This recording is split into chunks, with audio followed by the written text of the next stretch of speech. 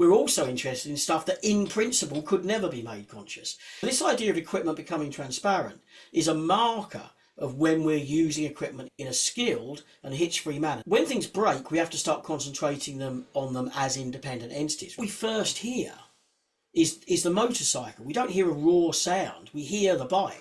Right? We don't experience the entity as an object. We don't experience ourselves as a subject either. Just as the entity disappears, so do we. The kind of robots that were built using the traditional view were really clunky, they were really slow, they broke down really easy. When the violinist plays a cracking, concerto, that a lot of her intelligence is not in her brain, but it's in her fingers, in the muscles. A lot of the interesting stuff that happened in robotics was how things that look like really difficult cognitive problems are only difficult cognitive problems if you split the subject and object up and think the subject has to build a model of the world in order to do anything. If you wanted to understand human emotions, listen to Wagner, don't listen to psychologists.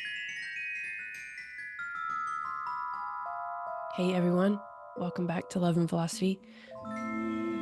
Sorry if I sound a bit weird. I've had a cold, but I just have to go ahead and record this because you can't always wait. For those of you who are new here, you're listening to Love and Philosophy, started as a research podcast relative to a bunch of work I'm doing, both in academia and not in academia. I'm a little unorthodox, but also orthodox. In any case, that sort of is this podcast as well, because it's hard to fit into a box. You can put it in the box of love and philosophy, but that's about it, because we talk about a lot of heavy subjects relative to just life in general, but also neuroscience and philosophy and just this quest to get through life in the best way and also understand what we are and what's going on here and how we can better connect to one another and to this incredible world around us. Today we have this really cool discussion between Mirko Prokop and Michael Wheeler. Mike Wheeler is a philosopher. You'll hear a longer introduction coming up soon, but he's working as part of the Sterling Philosophy Unit in the research cluster of Mind and Knowledge, and his primary research interests are philosophy of science, especially cognitive science and artificial intelligence, biology, and Mirko is interviewing Mike, and you might remember Mirko from a conversation we had about Elizabeth Anscombe, which is relative to his PhD work, as is this conversation. So he's doing this one today. He might be doing some others in the future. You'll hear they talk a lot about Heidegger here. Through these, they talk about phenomenology and Heideggerian robots and cognitive science, authenticity. There's a lot here. It's very deep, and their conversation goes really into wonderful themes that are in part of Mike's book, which you can find in the show notes if you want to know even more about this, because there's a lot more that can be said in a 2-hour conversation. So I hope you enjoy this. Big thanks to Mirko and to Mike for this great conversation. And you can support Love and Philosophy all over the place if you want to. There's a lot of opportunities. It really helps. Hope you're doing well wherever you're making your way. Send you lots of love today. And I hope you don't sound as I sound. Hope you don't have any cold wherever you are today. But I'm feeling so much better today. I'm so happy. It's amazing, like after you have a cold, or it was more than a cold, but after you've been sick, when you finally start feeling better again, you just love life. It's wonderful. And I just love life, and I love this conversation, and I hope you do too.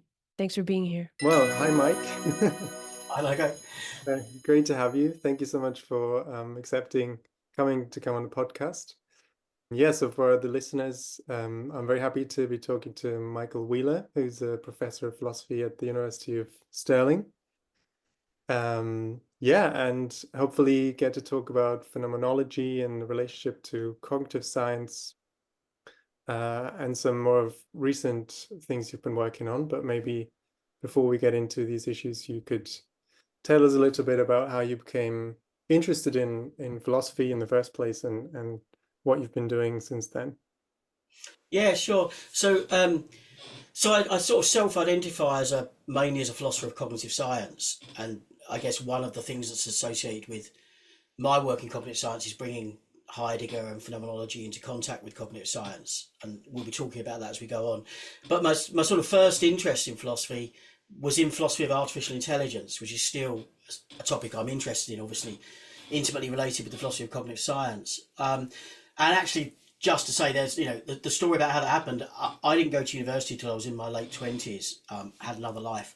And one night I came in from the pub, in fact, and it was the old days when there weren't many TV channels. I channel hopped the 3 or 4 channels that were available, and I just came across John Searle, the philosopher, talking to Jeff Hinton, the AI programmer, about artificial intelligence. And many, you know, viewers of this podcast will know John Searle is mostly associated in many ways with his critique of whether or not we could produce a genuinely intelligent, conscious thinking machine. And I just became really interested in that interchange between Hinton and Searle. And I was starting to think then about going to university and starting to think about doing philosophy, but I hadn't made the decision. But on the back of watching that TV program, I decided to do philosophy. I decided to do philosophy that interacted with artificial intelligence. So I actually sought out where I could do a degree that was about 50% philosophy and about 50% AI. And I went to Sussex and did a degree that was about 50% each, a bit more philosophy than AI. And that was the beginning of it, really. And while I was there, I did my degree in the School of Cognitive and Computing Sciences, as it was then at Sussex. So I was brought into contact with empirical work in psychology and linguistics and so on. And I just went on from there. And after that, I did my PhD at Sussex with Maggie Bowden as my supervisor. And that's where I first started work on the Heidegger and cognitive science stuff. That was my PhD thesis, and then went on from there to do postdocs, and I ended up as Professor of Philosophy at Stirling. So that's the sort of story. And as I say, that I really sort of source my academic profile, my intellectual profile, back to Sussex, really, because the fantastic thing about Sussex at that time was not only was there this close interaction between philosophy and artificial intelligence and cognitive psychology, there was also a lot of interaction between analytic and continental philosophers. And that was quite unusual on the British philosophical scene of the time. It's a bit better now. At the time, it was the philosophy in the continental tradition and the philosophy in the analytic tradition tended to be quite siloed from each other and quite hostile sometimes, the relationship between these two great traditions. So on the one side, people like Heidegger and Merleau-Ponty and Sartre, and on the other side, you know, all the greats of analytic philosophy, the Putnams and the Quines and so on.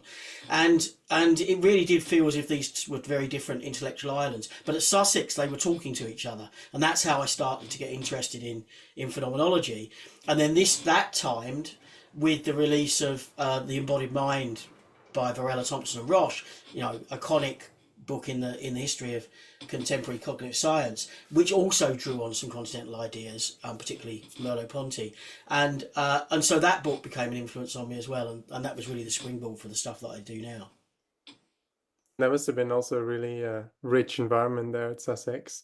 And I still also remember from my time studying my undergraduate at the University of Hamburg, which is still, I think, a fairly analytic department, that sort of phenomenology and Heidegger and these kinds of issues were not really regarded as worthwhile studying by many people.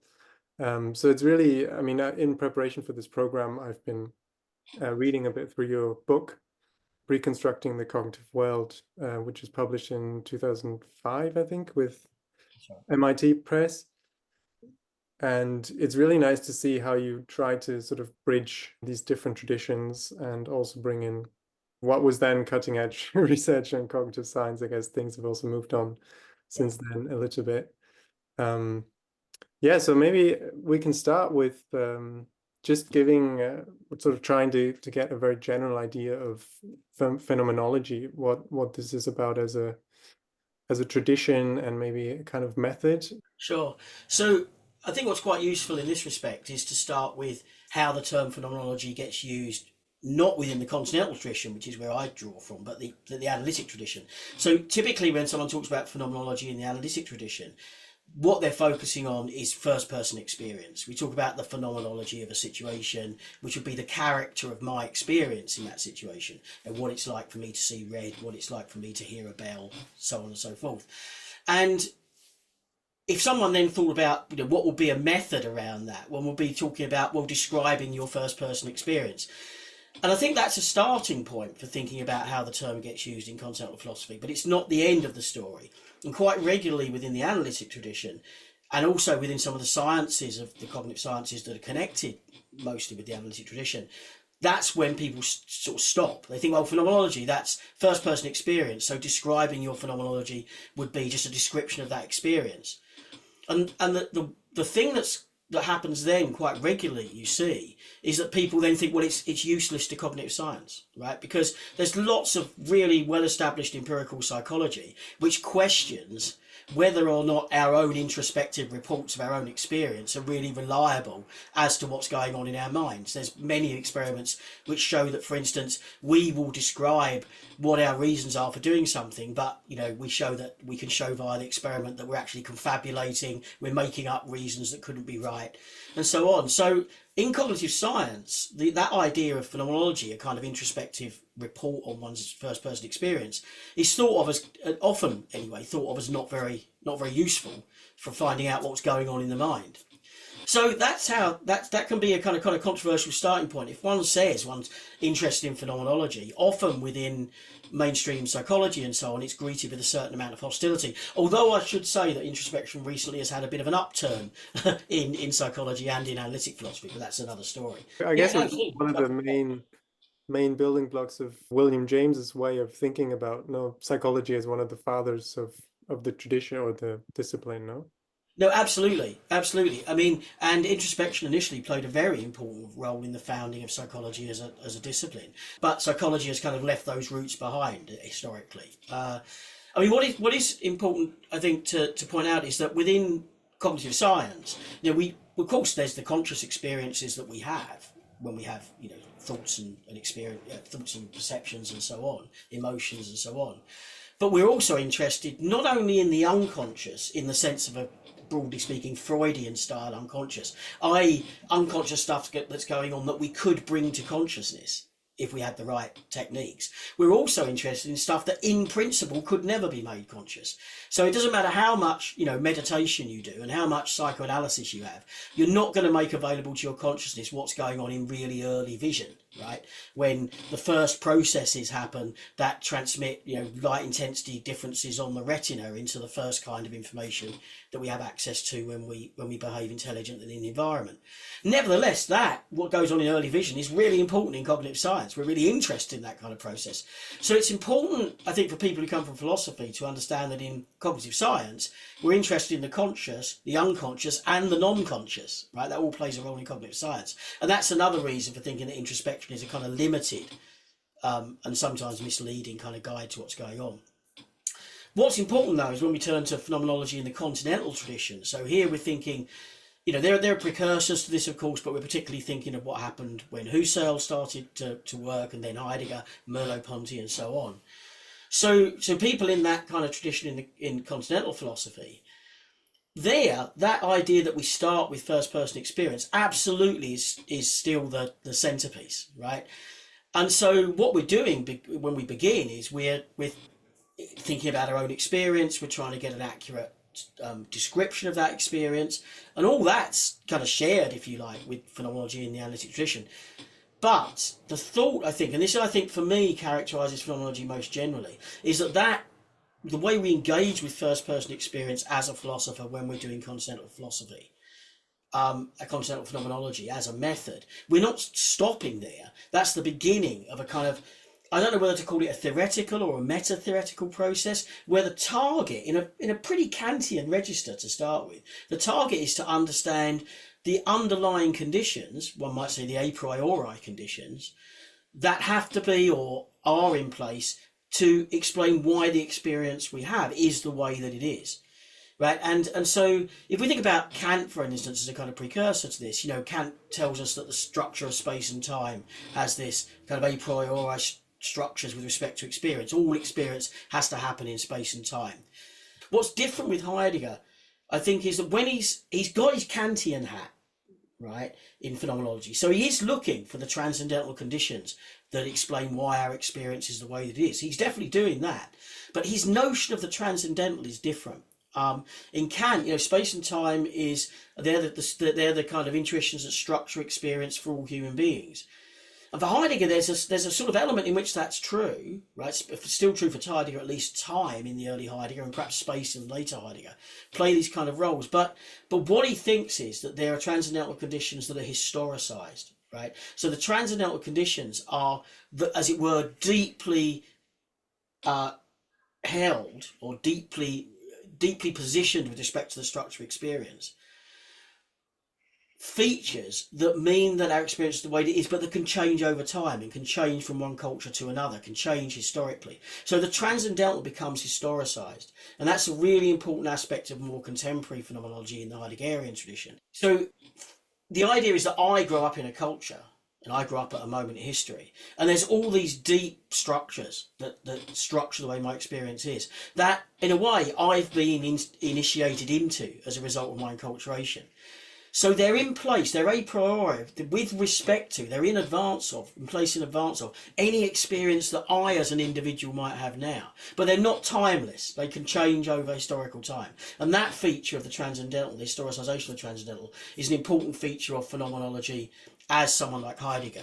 Ah, okay, that's very interesting. I'm just sort of starting to get interested in Heidegger, but it's true that in Kant you really notice this kind of universalist ambition of trying to find the sort of universal structures of thought, and also something that I guess transfers to his moral philosophy with the categorical imperative and so on. So this idea that there are these structures that are a priori common to all human beings in some sense.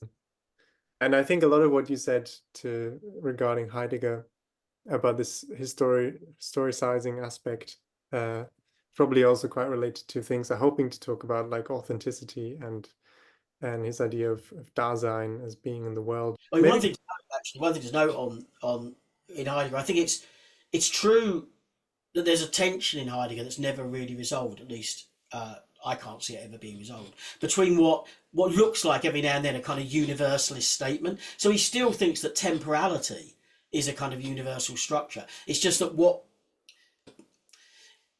counts as what goes in the dimensions of temporality can be historically different for different epochs and so on. That would take a lot of explaining. But the important point is I think Heidegger gets caught between his sort of Kantian past. He was a Kantian scholar in days, which would have that universalizing kind of impetus, and what he comes to believe is true, which is that there's historicization of the transcendental. And I think he never really kind of resolves that tension. It's just there in Heidegger, and different Heideggerian scholars will emphasize one side or the other of that. So some scholars get much more into the idea of Heidegger as a kind of transcendental phenomenology, and others focusing on these kind of cultural conditions often think of Heidegger more in what's called a kind of hermeneutic way. And Heidegger is explicit about this, that we as theorists, we as philosophers, we are caught inside a hermeneutic circle.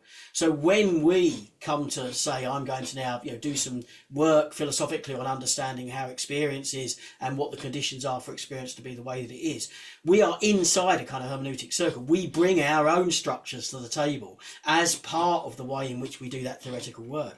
So we can't get out of that circle. We can make it more or less profitable in the way that we deal with it.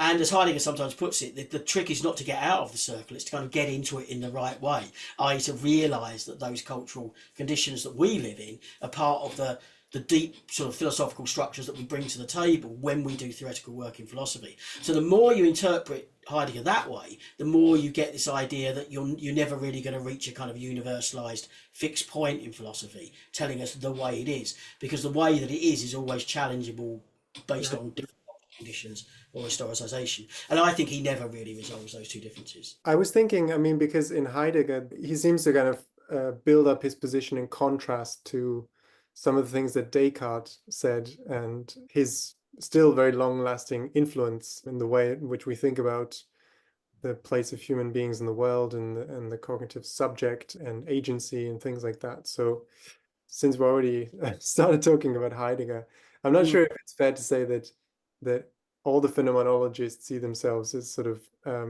building a project in contrast to Descartes. And I think, for example, Heidegger criticized Husserl for being, in some sense, Cartesian, But maybe we can try to unpack that a little bit, in which sense maybe Heidegger's view of the way in which the subject is related to the world and already always finds itself in a meaningful relationship and in a kind of projective relationship is maybe quite different in the way that Descartes approached the subject. No, absolutely.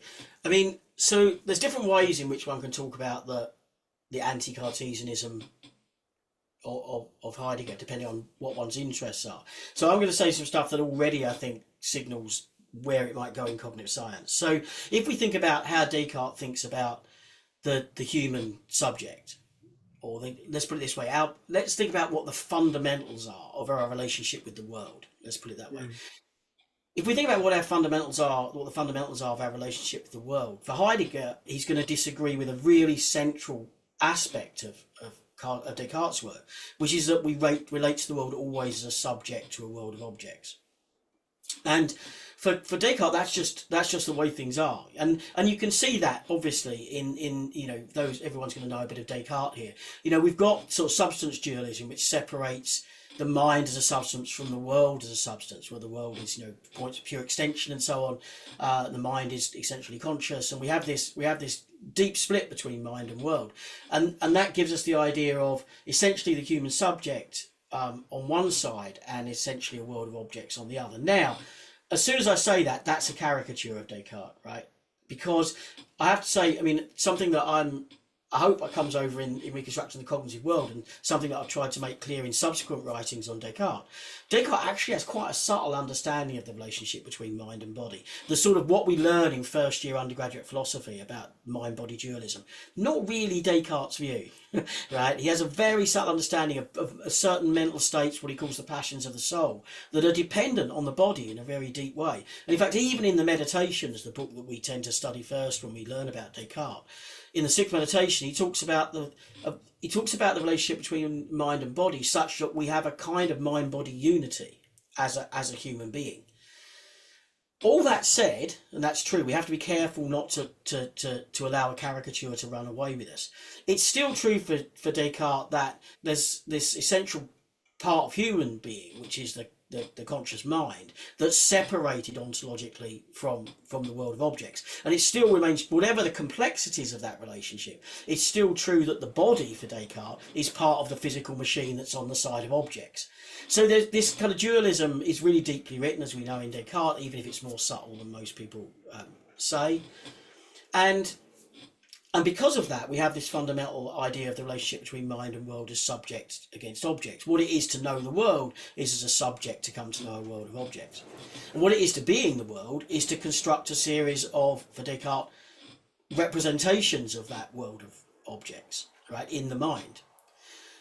So we've already got some really deep things going on here. We've got the idea that the world, or the mind-world relationship for Descartes, or the subject-world relationship, is this fundamental dichotomy, and we have the idea of how one bridges that gap when one comes to know things or believe things about the world. One forms representations of the world, and Descartes is very clear about this. The notion of an idea is central to Descartes' understanding of what it is to know.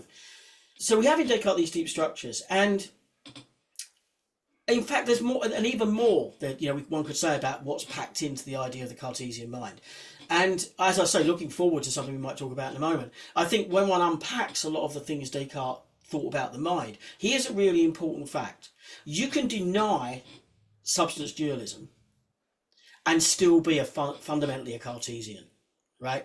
You can deny that there's this ontological split between mind and world, where world includes the body, but still believe that what's going on here is based on a subject-object dichotomy, that we come to know the world through representations, that's how the subject accesses the world, through these representations, and that's that sort of idea is behind a lot of contemporary philosophy of mind, right, in the analytic tradition. I mean, just to give an example of how that gets played out, we think about computational theories in cognitive science. We say things like, well, it's the manipulation of representations, right? That's what goes on.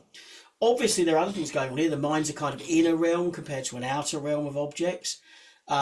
There's there's how this all works in terms of certain kinds of inputs coming into the mind from the world via perception, which are then processed by the mind, and then that produces guidance, as it were, to the body about what to do in the world. Again, Descartes says some quite subtle things about that, but that's the sort of caricature. So there's all this stuff going on in how the Cartesian mind works, and more particularly in how the Cartesian mind accesses the world, that's independent of substance dualism.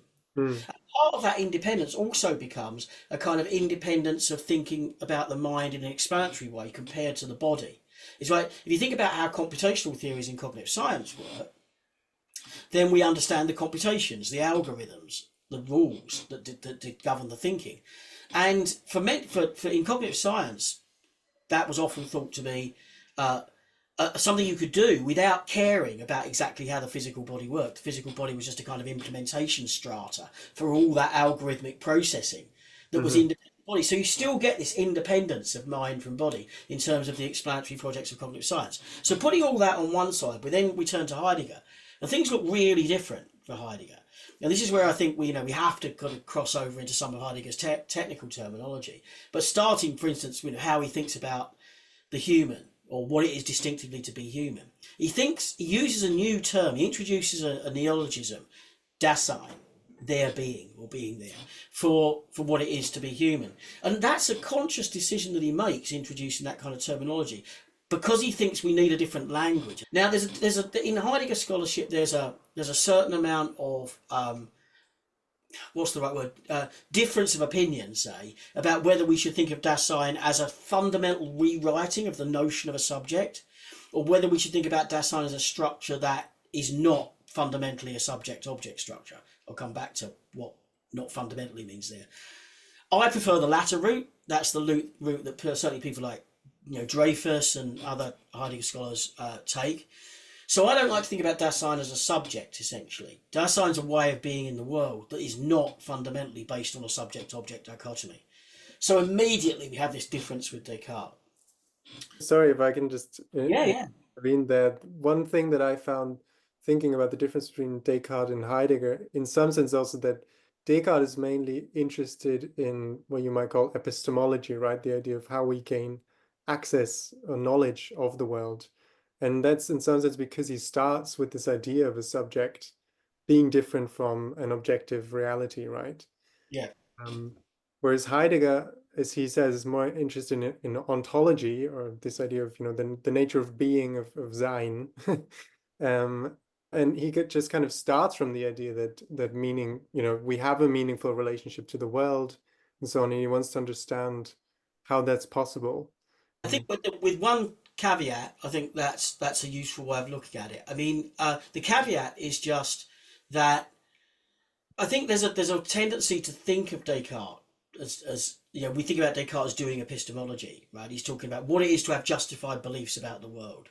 But I don't think Descartes is as much a metaphysician as he is an epistemologist. And contemporary Descartes scholarship often focuses more on the metaphysics than the epistemology. So Descartes is interested. I mean, he's interested in the real distinction between mind and body, and what exists, right? And the answer to that is minds, bodies, and God, right? And so I think we should see Descartes as doing metaphysics now.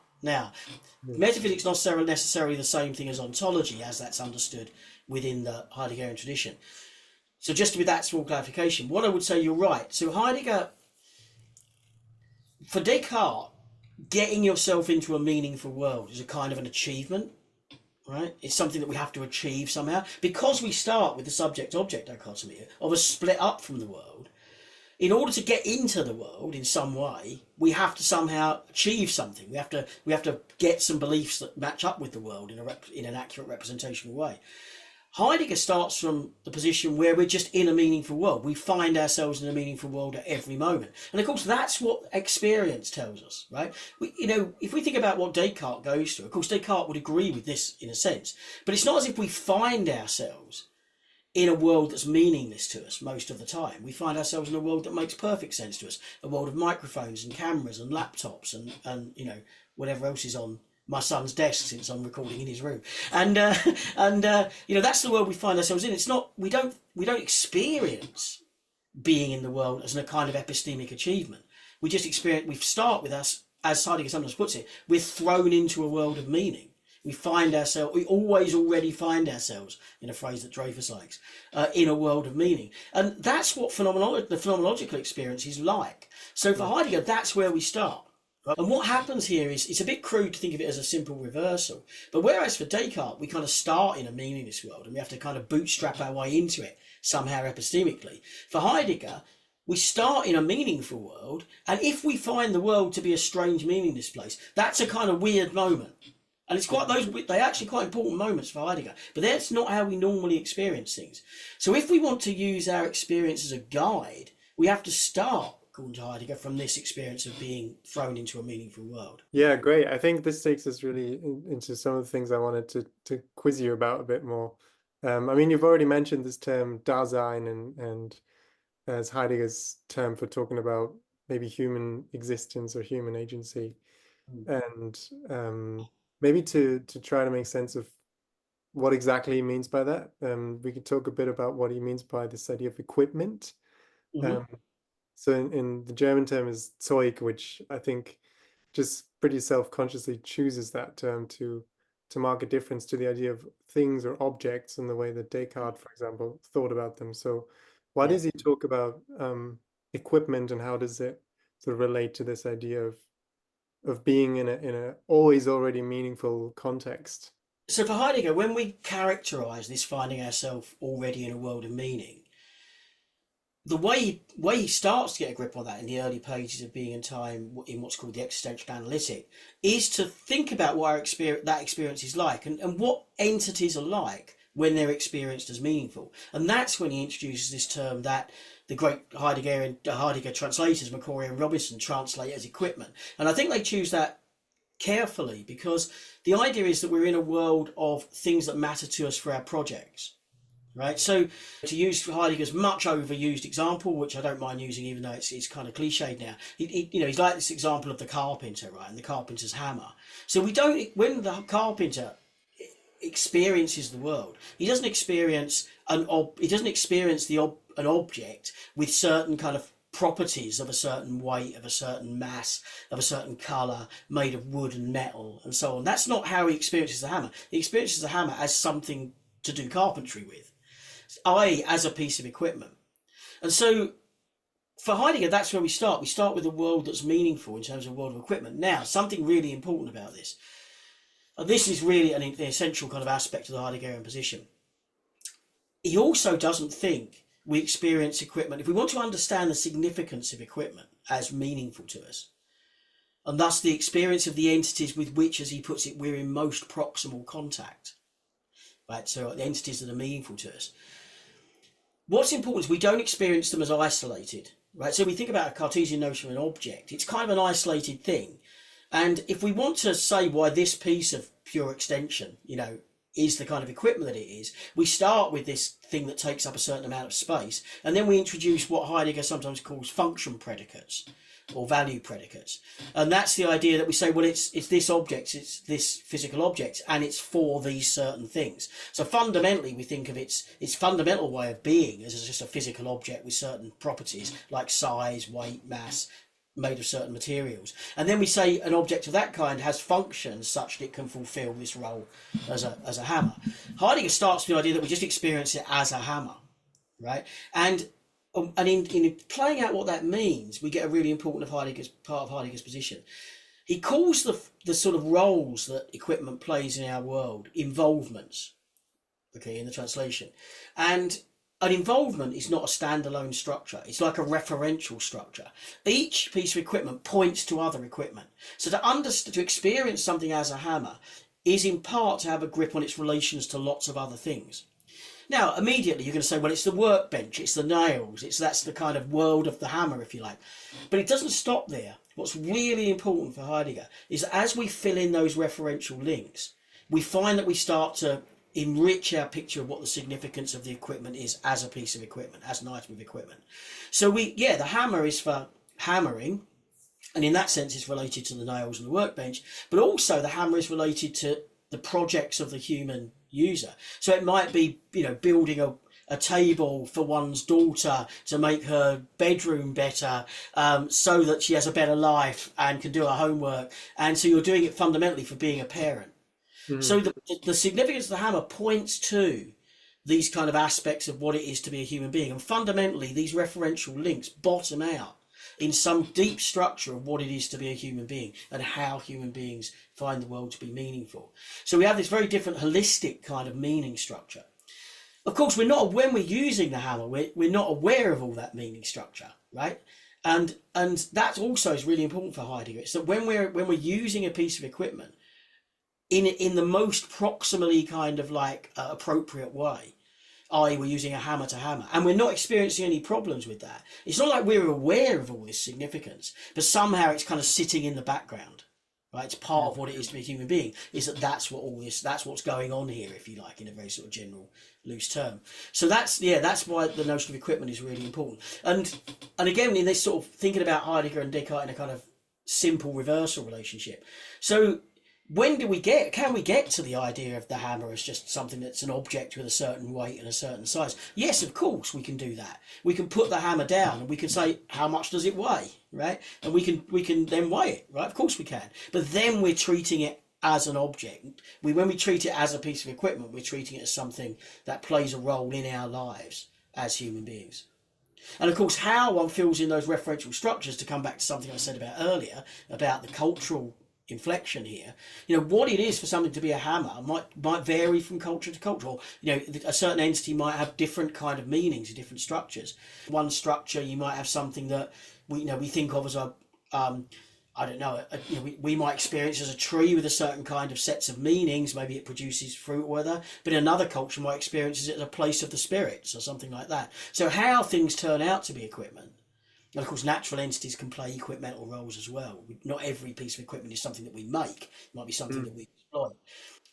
You can see that cultural variability in how totalities of involvements get played out for different human beings at different times in different places.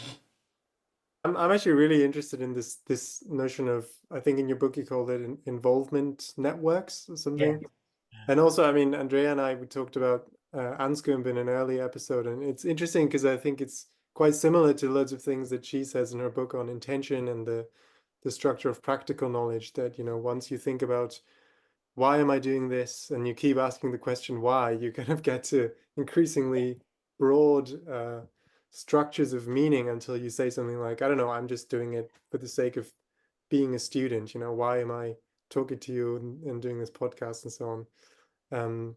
And I think it's these fundamental structures that ultimately are sort of the bedrock of what Heidegger understands by being in the world, right?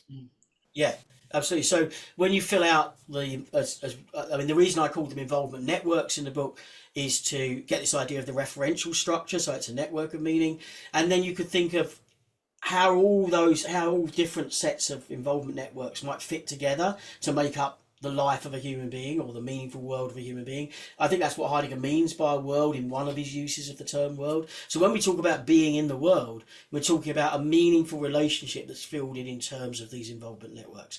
And I totally agree with you. There's a crossover with Anscombe. I suspect, in truth, that's because both of them are influenced by Aristotle, and there's something similar going on in Aristotle. Yeah. I think in your book you talk about these three different modes of engagement that Heidegger distinguishes in how we deal with equipment.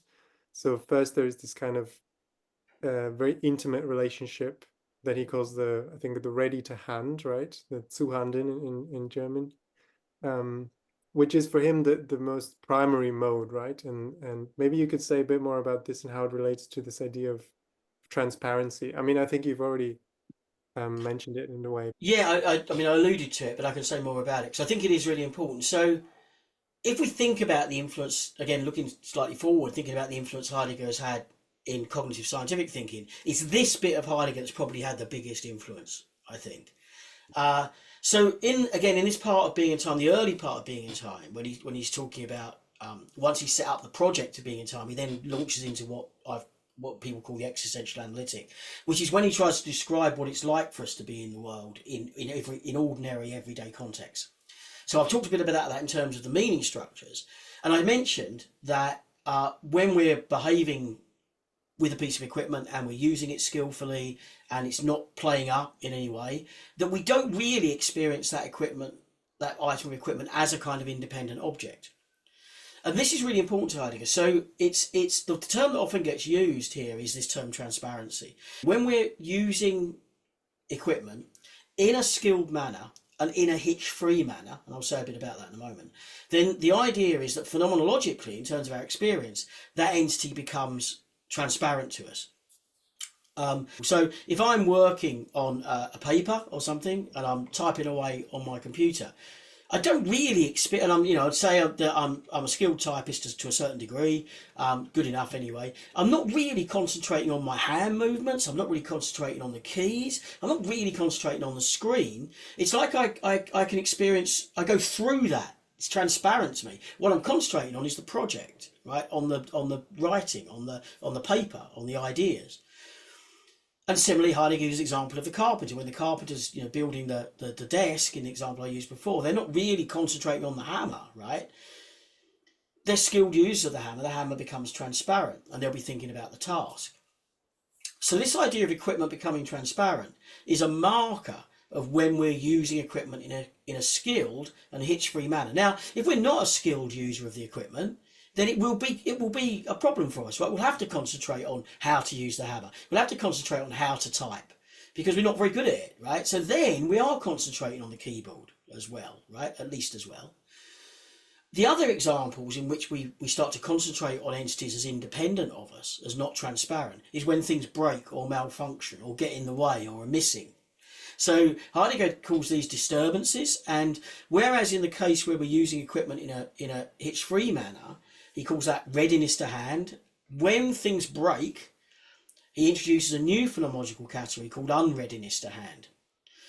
Now, when things break, we have to start concentrating on them as independent entities, right? We might need to, I knock loads of coffee over on my keyboard. Suddenly I'm like reaching around to find something to clean the keyboard, to clean the computer, to make sure it continues to work. Or the head flies off the hammer. I've got to either fix the hammer or find a new hammer or something. Or even if the hammer's like not really working for me, it might be too heavy for the job.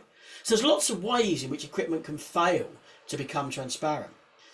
In those circumstances, we have this mode of being, or mode of encounter, as I call it in the book, that Heidegger calls unreadiness to hand.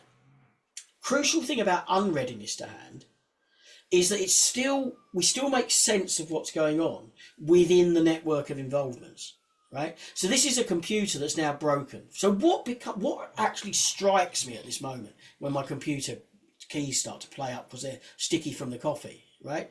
Well, what starts to show up to me is the laptop as something I'm using in order to write a paper. But it goes beyond that. It's now affecting my capacity to perform as an academic.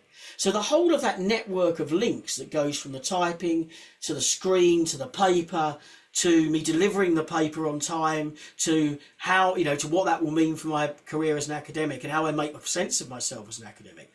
All that now gets sort of lit up.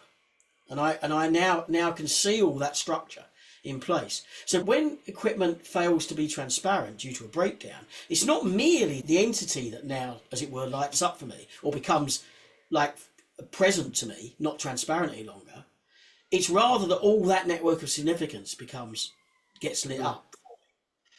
And we can go further than that. So in some cases, this might mean just an adjustment to my behaviour and I can fix it nice and quickly. But sometimes things, might break to an extent where I can just have to treat them now as a physical object. So I might have to, fix the hammer, which might mean doing certain things that I might need to, to know what it's made of and so on, things like that. So at a certain point, an object, an entity can be so disentangled from that network of significance that it just sits there like a Cartesian object.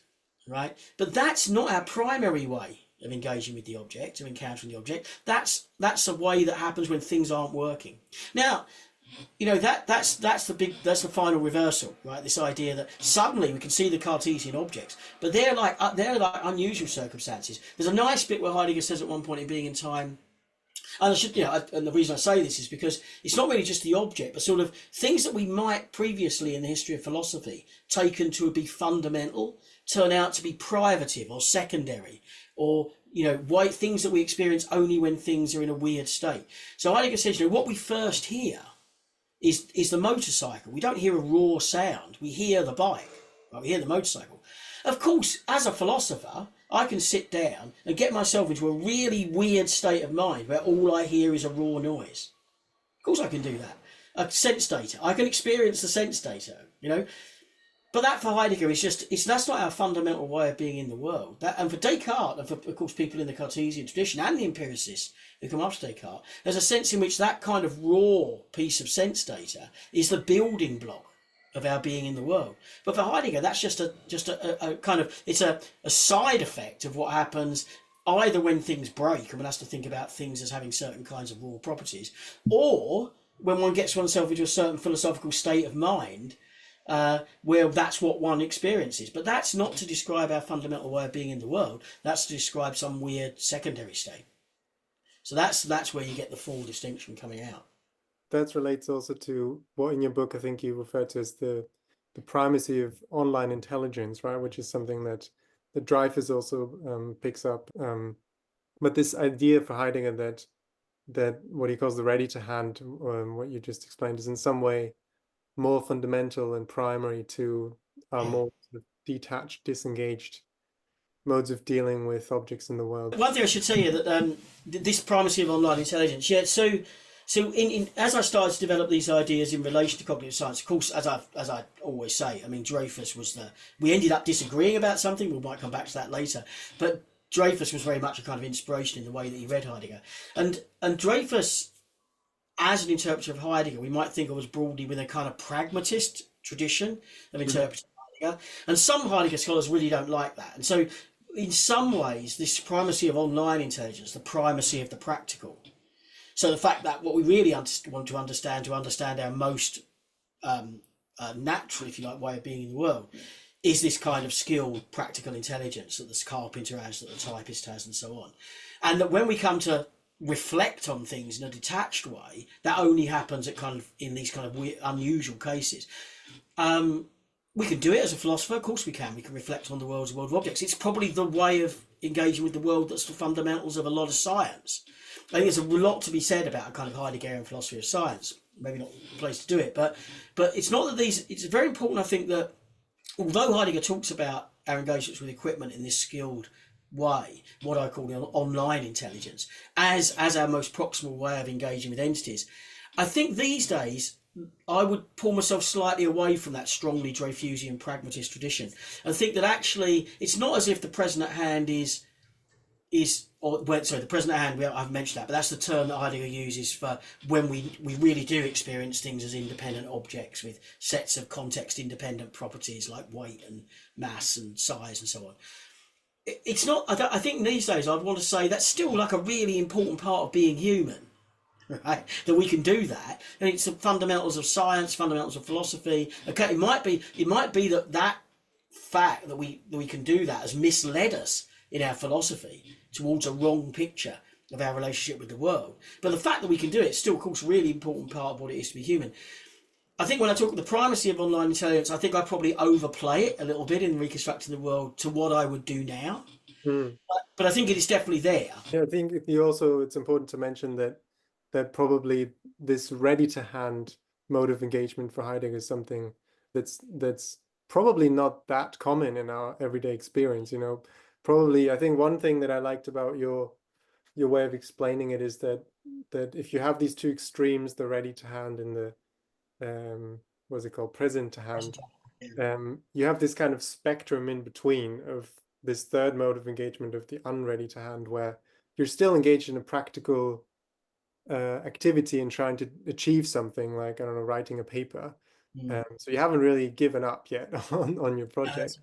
But you're still in a sense that if there's a gap opening between you and the object, because it's not really fully transparent in the way that it would be if you were just fully skillfully coping with That's it. exactly right. And that brings out a nice thing actually, which is that what we can gradually see, if in the case where the entity is transparent to us, the thought is that's not correctly described by a subject-object dichotomy anymore, because there's no separation between the subject and the object. The entity here, the hammer, is just part of this ongoing activity that is Dasein. So it's not merely that we don't experience the entity as an object. We don't experience ourselves as a subject either. Just as the entity disappears, so do we. There's just the hammering. Right? Now, as things start to break down, or as we start to get ourselves consciously as a subject into a state of mind where we're opening up the world differently, then what we gradually do is establish a sort of subject-object dichotomy. And I think in that unready-to-hand kind of zone, we start out with not much of a subject-object dichotomy, and as we move through the spectrum of possible extreme breakdowns, we gradually establish a stronger and stronger version of the subject-object dichotomy, till we get our fully Cartesian kind of relationship with the world. But now that's this only part of the picture. In the best case, it's only part of the picture, and possibly, depending on how one reads Heidegger, a secondary mode of activity. So all that's really important, I think, in understanding this. And I think one thing I wanted to stress, which you alluded to there in debates with Bert Dreyfus, is that which we had after Reconstructing the Cognitive World in a bunch of papers. I mean, one of the things I wanted to say there was that, I mean, that idea that there's this way of being where we're not aware of ourselves and we're not aware of the entity, we're just aware of the hammering. I think that's quite rare. You know, it links up with stuff that's gone on recently in various bits of psychology, especially in sports psychology, in like being in the zone in sport, where, you know, you're not experiencing, you're at one with you know, your bodily movements and your tennis racket or your squash racket or whatever it is. Yeah. And that somehow that's an example of this, being in the zone, or people call it flow sometimes, or different versions of that. And that's often characterized, drawing a bit on the phenomenology of people like Merleau-Ponty and Heidegger, as this kind of lack of a subject-object relationship. It's this, you're just aware of the activity. I have to say, I think the only people who can believe that about the sport who've never played sport against anybody else, right? Because constantly you're being disrupted, right? And you're constantly aware of having to correct. And I think the idea that flow state is what you aim for in sport, I think that's become less popular in sports psychology recently, through the work of people like John Sutton and others, as we've re-established a kind of sense that the world presents itself as a sort of problem that we have to solve. So what I want to stress is that whilst I think readiness to hand is a really important phenomenon that does happen, and it still might be our most fundamental way of revealing entities as what they are, as equipment, it may be quite rare in our actual day-to-day experience that we get into quite that zone. One of the things you mentioned about playing sports against someone else, I mean, is obviously the presence of other people in our lives, right?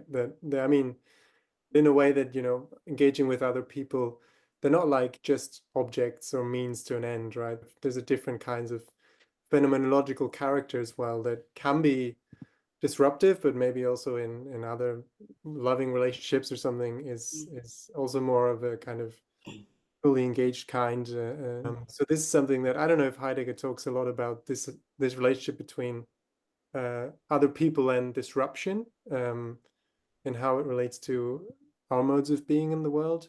Not really. I mean, one of the strange things about Heidegger, I mean, there's a statement, it's really important in Being in Time, that he says that being in the world is always being with. But we have to be careful about how he understands that. I think what he means by that is that is another way of putting the point that all these structures through which we interpret the world and find the world meaningful, through which the world's intelligible to us, they're all social structures, right? Hence all the cultural stuff again comes back in. So being with is that sense of not being with in terms of being alongside other people in a loving relationship, whatever, but it's rather this idea that we start from a shared world. I mean, again, there's something interesting here with Descartes. I mean, the whole problem of other minds, right, is the problem if we relate to other people as something where we don't really have access to their thoughts, we have to infer them from their bodily movements that we can see, then we get this problem about whether they're not, well, in the first case, can we understand what's going on in others' mind in any accurate way, but secondly, whether there are minds there at all, you know, really, you know, what epistemic position are we in with respect to that? And of course, Heidegger just doesn't have that problem, because everything starts from these kind of social structures, so being with is fundamental. And a way in which Dreyfus sometimes puts it is, and I remember a view that I've been quite sympathetic to over the years, is that the extended mind hypothesis, where we think that minds are not trapped within the skull, but are rather implemented or realised in structures that go beyond the skull and skins, often associated with Clarke and Chalmers, the sort of the original architects of the view. But I remember when I wrote, you know, when I defended that view, I mean, you know, Bert Dreyfus called it trivial and contrived, right? The reason for that is he thinks we need a much deeper kind of externalism than the extended mind can ever give us, right? We have to start from the thought that the human being is always outside of itself, because all the structures through which we make sense of the world are social structures. right? So there's no starting point from the point of the individual subject. If we cut ourselves off as an individual subject, that's a cutting ourselves off from our fundamental way of being, which is inherently social and essentially social. So that's quite an interesting sort of way of thinking about this structure of Dasein, that it's got this radical sort of cultural externalism about it. And I think that's the way Heidegger thinks about being with. The idea of being alongside other people in a more kind of empirical sense, I don't think he really, he doesn't really talk about that very much.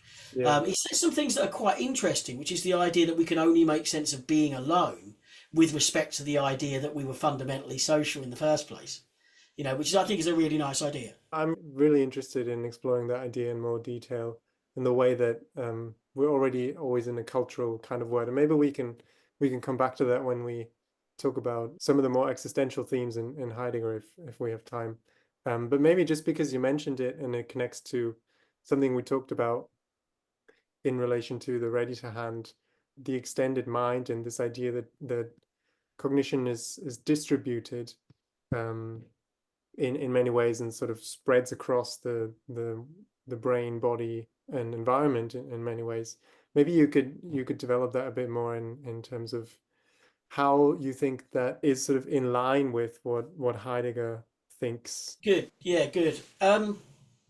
So what I don't think, I've defended the extended mind hypothesis for years. I still think it's right that the minds are sometimes extended. And you might think there's an easy route from Heidegger to that. But I don't think there is an easy route. It's not as straightforward as one might think. And actually it comes back to some of those comments that Bert wrote in criticism to me, so I'll get to those. So the standard way of thinking about the extended mind hypothesis is that we have these brain-body world systems, and normally everybody agrees there are brain-body world systems, right? I write, doing mathematics before we throw ourselves into calculators and iPhones and so on that can do the maths for us. Doing maths on a piece of paper, right? We write things down on the paper, we move symbols around on the paper. So doing maths, right, achieving a mathematical conclusion or doing mathematical reasoning, when we do it that way, not when we do it in our head, as we might say with mental mathematics, in a traditional kind of way of thinking about it. But when we think about how we do maths when we use symbols on the page, clearly there's a system there that's distributed over brain, body, and world. Everyone's going to agree with that. The question is how much of that system counts strictly as cognitive. Now, you might think this is a kind of weird question, right? There's a cognitive achievement here, doing maths, and it's achieved by a brain inside a body, and that manipulates symbols on the page, right? Writing symbols using a pen. And so you might think the obvious answer is, well, the thinking whatever counts as cognitive, whatever counts as mentally, it goes on inside the brain. And then there are things that support that thinking, right? Including my bodily movements and moving the symbols around on the page. And the theorist who thinks like that is maintaining a certain kind of internalism about the nature of mind. They're maintaining the thought that all the mental stuff happens in the brain, and all the rest might be really important, but it's merely scaffolding. Now, someone else, right, who's got a more kind of extended mind view, just thinks that's not the right way to think about this. What the extended mind theorist thinks is that no, actually, the cognitive here, the mental, is itself distributed over brain, body, and world. So the symbols on the page have as much right to count as having cognitive status, whatever that means, come back to that, as what goes on in your brain. The simplest way to think about this in terms of cognitive status is whatever status we usually grant the brain in thinking, the symbols on the page and the bodily movements when you manipulate the pen, they all have the same status. So the mind, in this sense, or at least the parts of the world that realise mental processes, that realise thinking, are spread out over brain, body, and world in such a way that the body and the world also count as cognitive. So thinking happens in these distributed systems. It doesn't just happen in the brain. All right, great. Okay, so that's kind of two different views. I haven't said that, I haven't argued for one or the other, but it's just to get a grip on what the two different views say. Now, when we go back to Heidegger on equipment, you might think, well, surely Heidegger must, isn't there some direct route from Heidegger to the extended mind?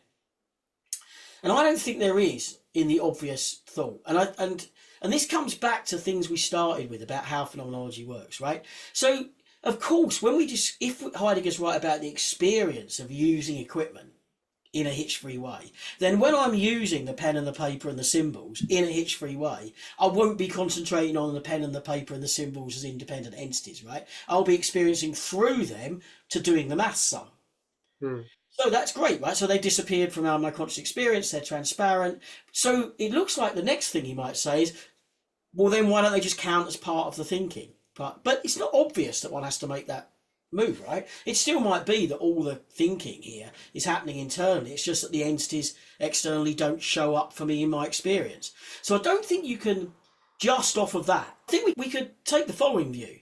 Where we have that kind of transparency, maybe that's an indicator or the beginnings of a story. Maybe we're on the way to an extended mind story. So I think that's the way to think about it. It's not an obvious. Now, as I said, that's to think about the extended mind as it's usually thought about. You know, we have some cognitive activity like doing mathematical reasoning, and we use entities in the environment to achieve that. Under certain circumstances, haven't said what they really are, we count the entities as part of the mind rather than as just supports, non-cognitive supports for the mind. Now, so I don't think there's a route from transparency on its own, but Dreyfus might be right that if we adopt the whole Heideggerian framework, then it looks like we're starting with the idea of the mind as somehow extended, right? That the mind itself, we can't make sense of mind as an inner realm. The only way to make sense of minds in the general sense in which we use them today is as something that is a social entity through and through. So Dreyfus thought that was a kind of existential externalism. The idea was that to make sense of minds, we had to see minds as inherently social, being with as an essential part of what it is to be a thinking human being. Again, that was Dreyfus's view, that would give you a kind of radical externalism, more radical in fact than the extended mind idea, but it would give you something like it. I'm not even sure that follows exactly, because it might be that the social stuff is only codifying the meanings, but doesn't tell you where those meanings are realised. But that would be something. There's an extra Heideggerian, a lovely paper on this that goes in this direction, is John Hoagland's epic early paper in the full recognition movement, Mind Embodied and Embedded, where at the end of that paper he talks about equipment as meaningful, and what that means is we have to leave meaning out there in the world, right? And that, going back to what I said about equipment, it's not that we take this neutral entity and we impose functions on it from inside our mind, but rather we experience the entity as meaningful. Where does that meaningful come from? It comes from the social. And then I think Hoagland's thought is, given that that's our relationship with things, we get a kind of externalism out of that would support something like an extended mind view. But I think that that's a trickier story. So what I would say is I don't think there's a direct route from Heidegger's phenomenological observations about transparency to the extended mind. Maybe another reason for thinking why there isn't such a direct route from Heidegger to the extended mind idea is that, in a sense,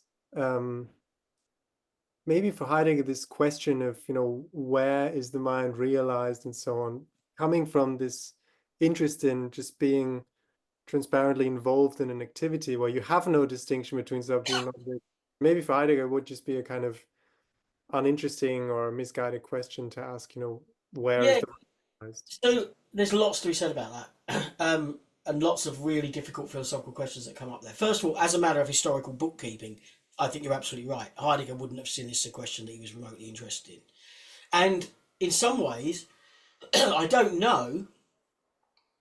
I think there are indications both ways in different bits of Heidegger's writing. Whether he would have thought that even if he didn't care about, as it were, the mechanisms, where the mechanisms are that realise mental states and processes, even if he didn't care about that, whether he thought that his philosophical work had implications for that. Right, and there are different views, I think, within Heidegger scholarship. Those people who think of themselves, I think, much more as sort of purely thinking about Heidegger and his importance as a philosopher, perhaps think that those kind of questions are just, as you say, they're orthogonal to anything that Heidegger would think was interesting. Heidegger's not the only philosopher in that boat. People like Ryle, I think, you might have a similar kind of view about Ryle. In the analytic tradition, he talks a lot about how to think about mind in the concept of mind, which looks like it might have some implications for how we think about things that might have an extended mindy feel. Some philosophers have argued that. But again, you might think Ryle would think that was a kind of category error, right? To even think that what he was saying had any implications for what science tells us about science and other kinds of philosophy tell us about the mechanisms of mind. So clearly that's true. How I think about this, though, is via the lens of a distinction that John McDowell has introduced, which you actually alluded to part of it, this idea of, sorry, McDowell probably didn't introduce it, he introduced a version of it. The terminology was already around in people like Dennett and Hurley. But in recently, McDowell started to talk in some papers about what he calls the personal subpersonal distinction. Actually, I should say that in terms of historical bookkeeping, since Susan Hurley was a grad student at McDowell, she and I got it from him originally. But in terms of writing about it, McDowell in a paper called, I think it's The Content of Perceptual Experience, introduces this distinction between the personal and the subpersonal. And that distinction is, at the personal level, as he calls it, what we want to understand is what it is for a creature to be in touch with its environment in a meaningful way. And he talks about that as a kind of constitutive explanation, what it is for the phenomena of mind to be as they are, what conditions would have to be met for that to be true. Now, you might think Heidegger, that's definitely Heidegger's project, right, in some description of that. And then there's the subpersonal, and there's the question of what one says about the subpersonal. Well, McDowell thinks that's a job for cognitive science, right? Cognitive science will tell us about the mechanisms that underpin or enable, as he calls it, enabling explanation, enable the phenomena that we as philosophers get a grip on at the personal level. Now, then there's a really interesting question that comes up at that point. What's the relationship between the two, right? So some philosophers, I think Dreyfus, Kelly, think this, working with a kind of Heidegger, or at least Dreyfus working within a Heideggerian framework, Kelly within a broader phenomenological framework. I think they think the story goes like this. We do all this neat, smart philosophical work at the personal level, and we tell the scientists what it is to be in touch with the world via perception. And then the scientists go off and take that notion and tell us how to wire up a bit of the world such that that phenomena could be true. That could be true. And it's like all the pressure comes from the personal to the subpersonal. And sometimes McDowell can be read like that. So the idea would be get your philosophy straight and then go off and do your psychology and your cognitive science, right? But that doesn't strike me as like a happy place to sit, right? For lots of reasons. So just say two things about that. I mean, one is even within McDowell's own picture, he has a counterexample to that. And he has this example where he likes the example for various reasons due to the way he develops an example. He thinks this idea of personal explanation, I mean, although it talks about persons, it's just a mode of explanation. So you could do it for frogs, right? You could say what it is for a frog to be in touch with its environment, kind of organismic level of explanation, if you like. And then you could talk about the mechanisms that enable the frog to be in touch with its environment in the way that it is, experiencing a world of food, and so on. And he says, look, here's the interesting thing. We could open up the frog's head, right? We could have let's go one step back. We could have an account at the personal level that gave the frog this really rich phenomenology, lives in a really rich world. Then we open up the frog's head and we find there's nothing there but a homogeneous lump of jelly. Now, we've got two possible moves at this point. We either say, isn't it amazing what a lump of homogeneous jelly can do? That doesn't sound plausible. What we would probably say is, we got our constitutive explanation wrong. We need to rethink that. But if that's right, then there are influences that run from the subpersonal to the personal. So what I think is that we need to have a kind of two directions of travel here. Yes, we can do philosophical work, and we can say this is the way we think things are. Then the subpersonal work gets done. There'll be clashes between the two. We'll have to sort them out. It doesn't have to be...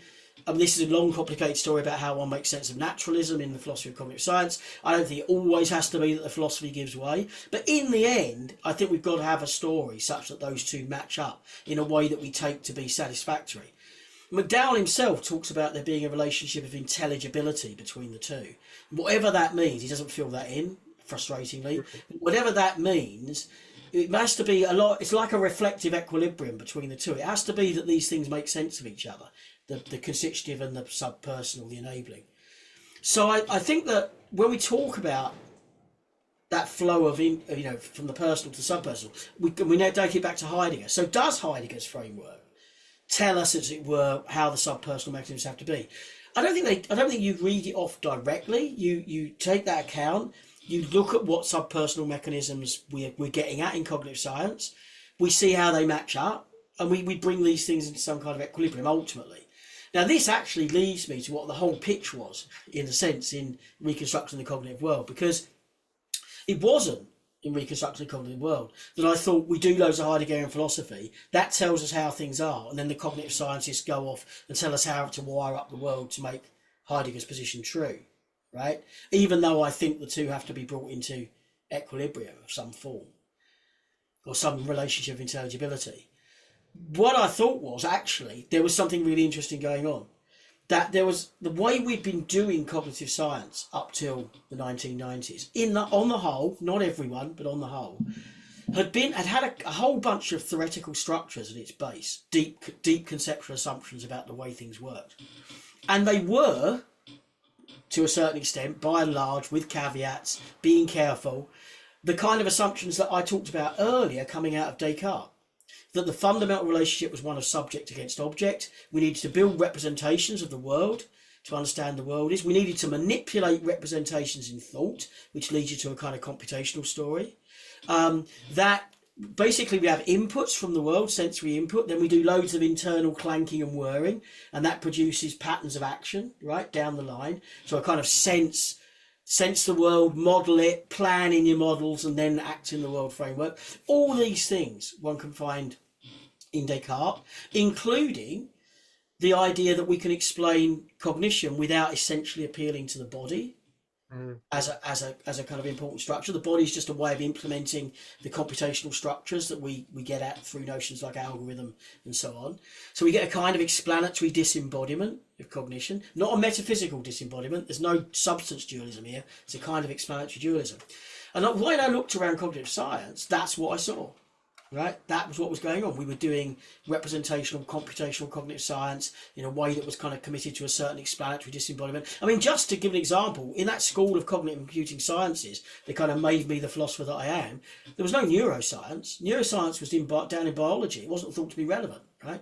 That was just the chemistry of stuff, the implementing base.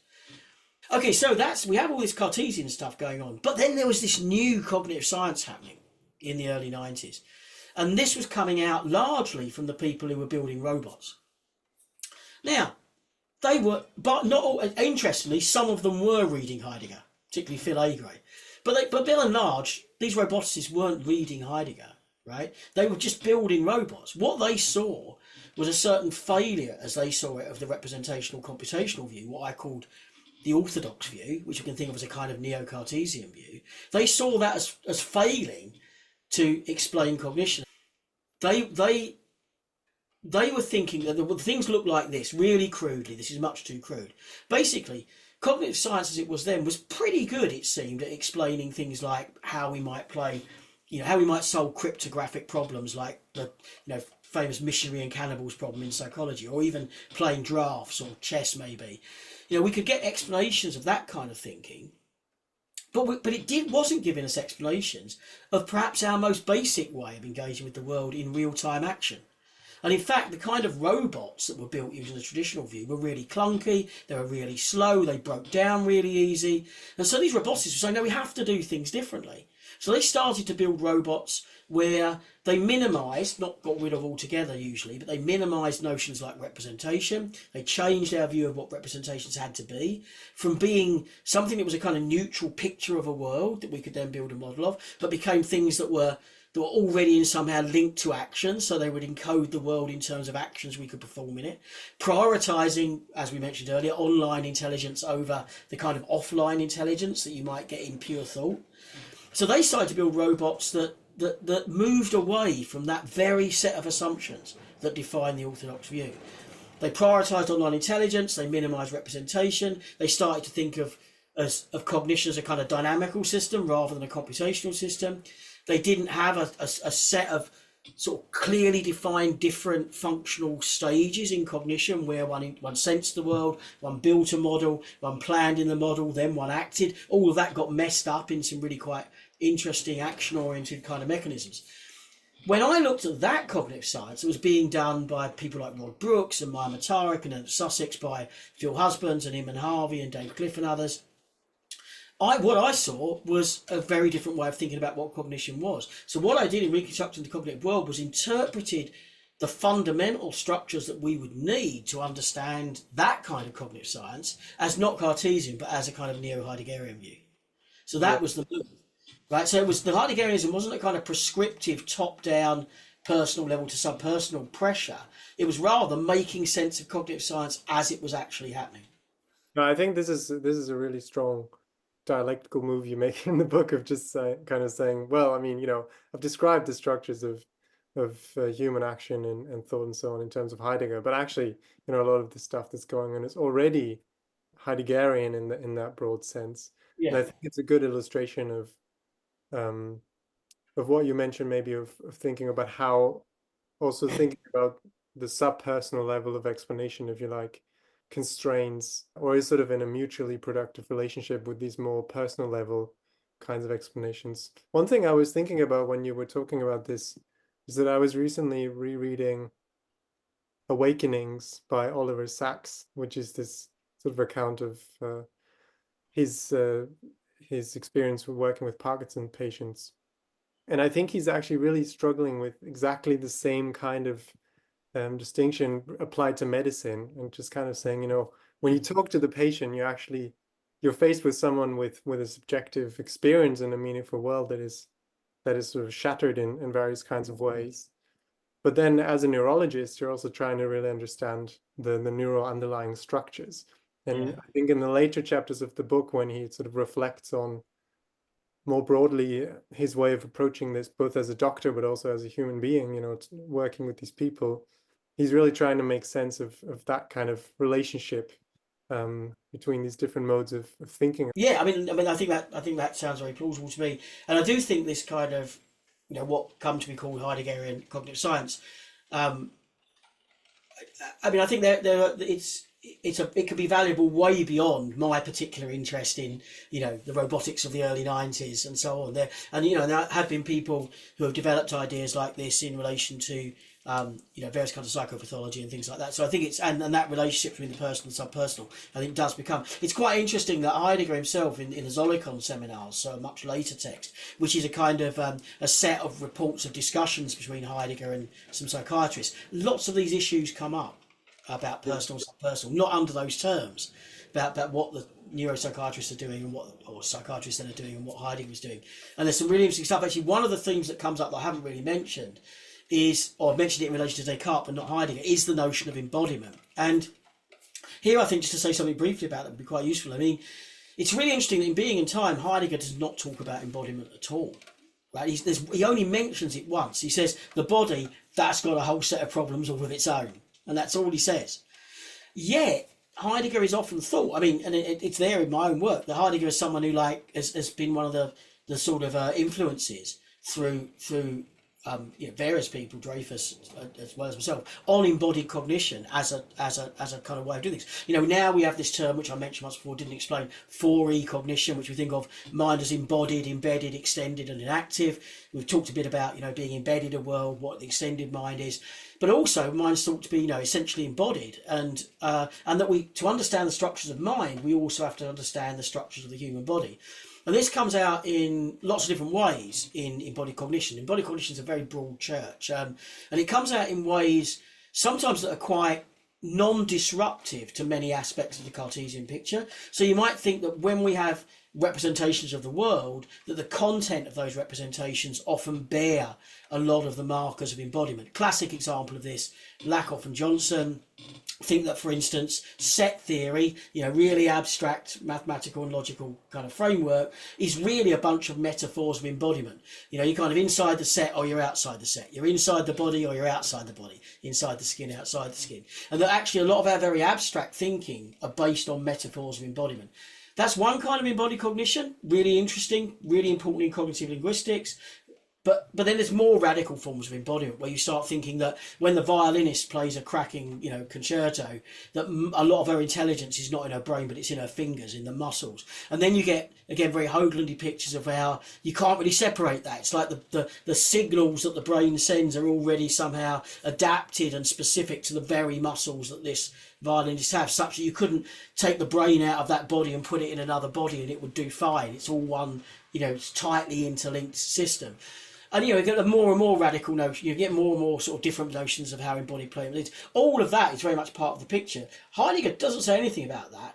then there is some stuff in the later stuff in the Zolikon seminars on embodiment, and there Heidegger makes a distinction that also Merleau-Ponty goes on to make in the phenomenology literature between embodiment as a kind of about the physical wiring up, but then embodiment as a kind of way in which of opening up the world, that a lot of the ways in which we open up the world is through our body, and we interpret the world through the kind of structures that our body brings to the table, the kind of sensory motor mechanisms that we have. So that definitely feeds into a contemporary tradition that also brings in people like Gibson, where we experience the world as a set of action possibilities. Mm-hmm. And of course, action possibilities are going to be different depending on what body you've got. You know, this chair sits honourable by me, but not by an elephant, because it would crush it. You know, I can't track magnetic fields without, unless I've got some extra tech plumbed into me, but sharks apparently can, or whatever it is, you know, whatever the stories there are. So, like, you know, how one experiences the world as a set of action possibilities is dependent on one's embodiment.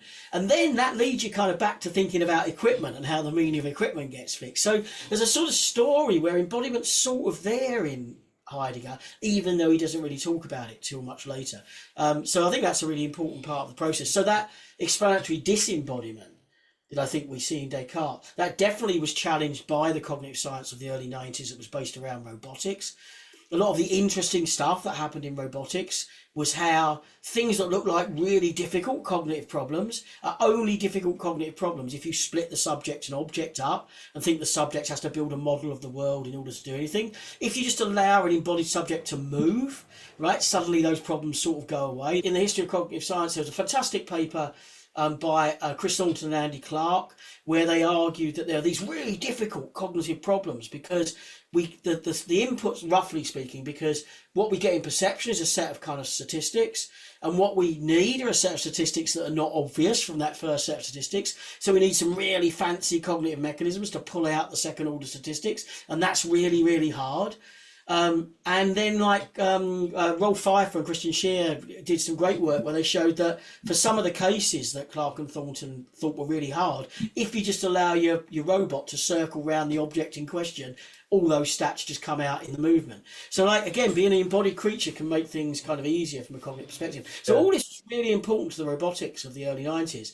But that comes into the Heideggerian picture that I was painting in a slightly kind of more indirect sort of way. Yeah, and especially this notion of movement, which of course is very centrally related to the body, is sort of part of this idea of making cognition something that is enacted, right?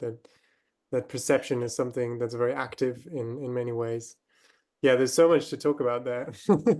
Yeah, that would be a whole road. Yeah. And I mean, one big name to mention there that you already brought up is Merleau-Ponty, right? Who I guess, I mean, he was very influenced by Heidegger, of course, but he was probably the one that introduced the body as this central theme in his phenomenology. That's definitely right. What I would say there is, I think, you know, Merleau-Ponty's distinction between two kinds of embodiment, one of which is the kind of physical body, the natural body, and the other is this body as a way of opening up the world as meaningful.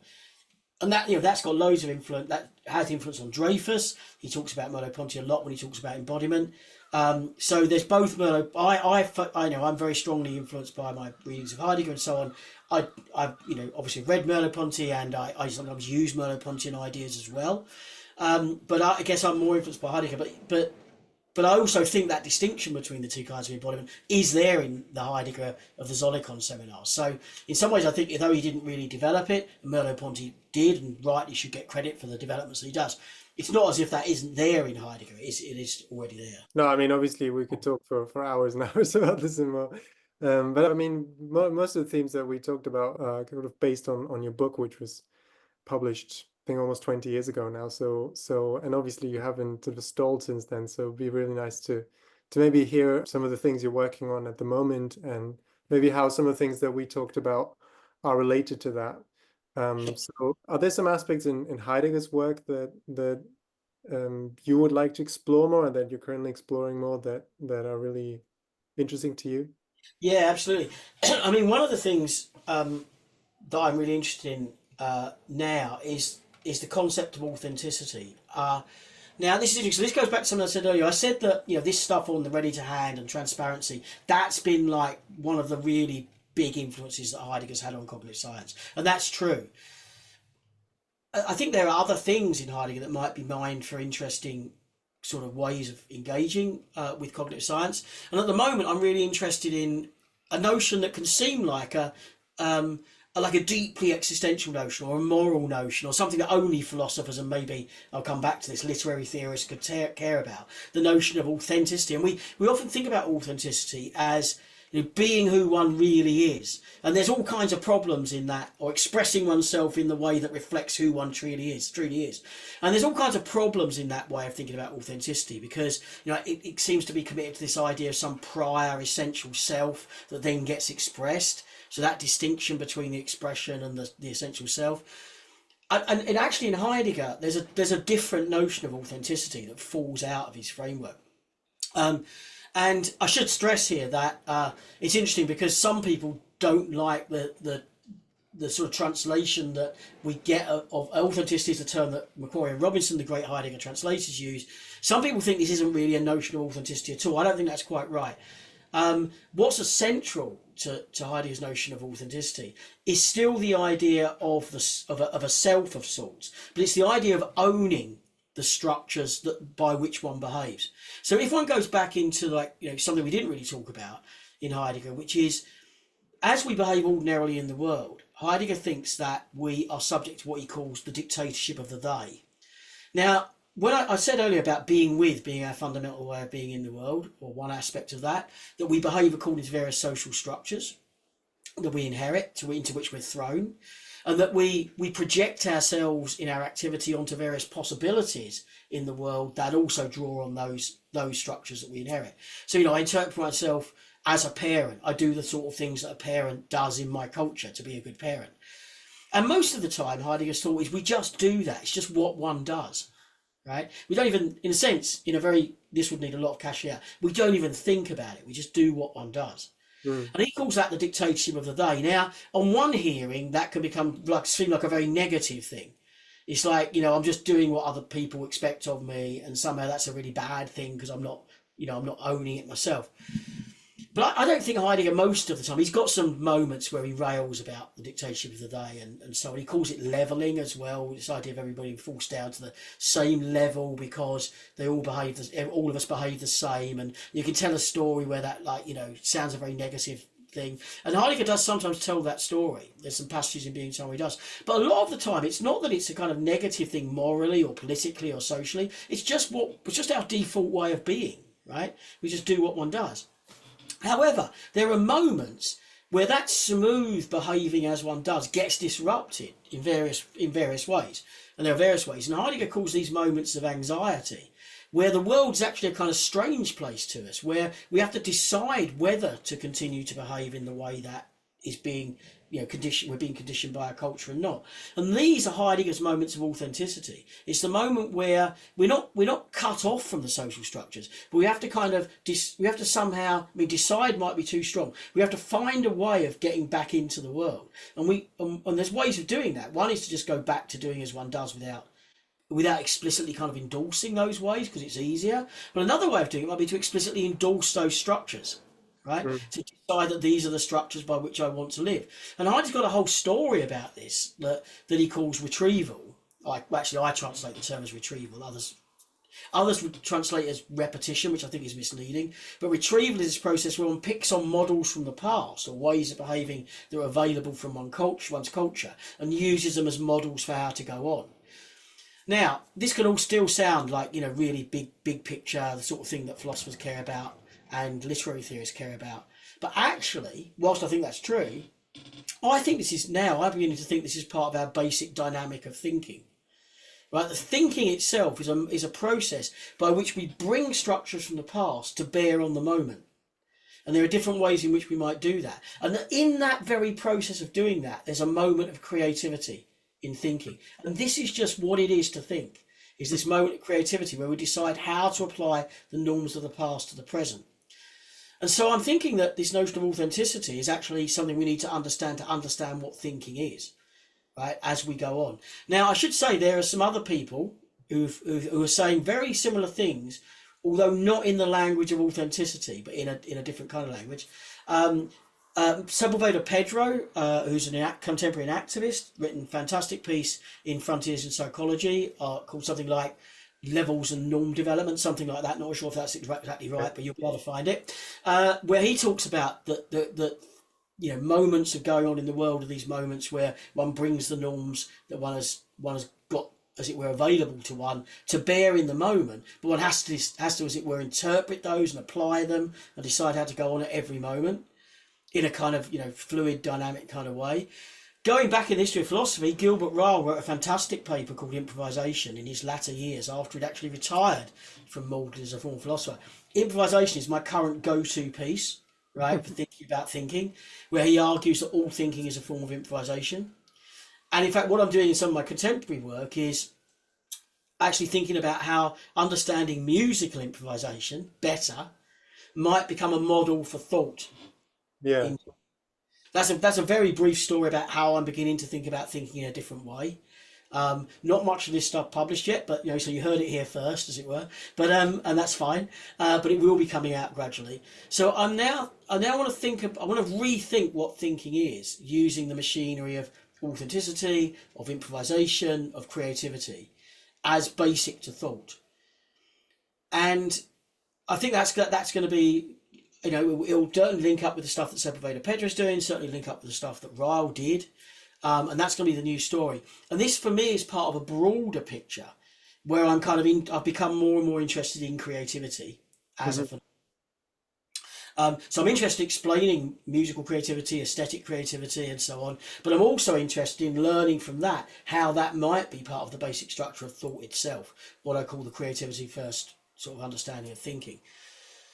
And that has led me to think about my work really differently to how I have done in the past. I now think of myself as a philosopher who's engaged with we might pretentiously call it a movement, which is typically these days being called either the cognitive humanities or the cognitive arts and humanities. I know I've said a lot which you might want to ask about, but just to give you a quick sort of tie up to the story, some years ago, I just got an email from a guy called Peter Garrett, who's a fantastic literary theorist of the Victorian era in particular. Peter had just won this network grant to develop this idea of the network on what he called the cognitive humanities or cognitive futures in the humanities. This was something that got a grip in the US a bit, but hadn't really got a grip in the UK. And Peter asked me to join this network as the kind of representative of embodied, embedded, extended cognition. Mm-hmm. And in that network, I was the only sort of philosopher in the central group, so I was interacting mostly with literary theorists of one sort or another. And the idea was to develop a network that reflected this idea of the cognitive humanities, where the idea was that kind of literature, but also more broadly the humanities, could be brought into contact in a productive way with cognitive science, such that the traffic didn't all go in. It wasn't just, as it were, we can tell you what's going on in literature, let's do an fMRI scan of a reader, which kind of was being done, or we can understand what aesthetic appreciation with, we'll just fMRI a few brains of people while they look at Caravaggio's, which was being done in neuroaesthetics. I'm being obviously unfair here, but rather to see literature and cognitive science and the arts and humanities more generally. So now it's expanded out into choreography and dance and all kinds of things, to see them in a mutually productive relationship, such that not only can we learn more about what's going on in things like literature and art through doing cognitive science, but equally we can get a better grip on what's going on in our cognitive science and what cognitive science should be saying by understanding more about literature. And here's my big go-to thing about this. Jerry Fodor, right? One of my heroes, right? One of the greatest philosophers of cognitive science, if not the greatest. I admire Fodor all the way through, and I admired him even more when unfortunately after he died, I think before he could have done so much more great stuff. But there was an obituary written of Fodor in which an anecdote was reported about Fodor. And basically the anecdote was that Fodor took the view that there was more good sense written about the human mind in, as he put it, Henry James rather than William James, right? Much preferred Henry James to his psychologist brother. Also, if you wanted to understand human emotions, listen to Wagner, don't listen to psychologists, right? And the idea, I think Fodor, I want to sign up for that. That, in fact, is going to be the opening of my new book on this stuff, right? Because the idea is that, if we want to understand what it is to be a human being, I think, we probably would reach for the literature and the art rather than the psychology. That doesn't say that psychology is somehow not worth doing. It's very important. And it might feed into this idea of the personal and the subpersonal distinction, about different ways we might engage with that distinction through literature and art in terms of the personal side, psychology on the subpersonal side, but bringing them into a reflective equilibrium. I see that, as it were, the cognitive humanities as doing that. And there's a Cognitive Futures in the Humanities conference every year, and that came out of that network that I helped set up. Peter set up, I helped develop with Peter, so I don't want to claim ownership of the network, that was Peter's. But that I worked on with Peter and other people, Karen Kukin and others, and so out of that idea came the Cognitive Futures and Humanities conferences that happen every year now, and that's where this kind of work is going on. And in many ways, I think of myself as a kind of theoretical cognitive humanist, if you like, these days.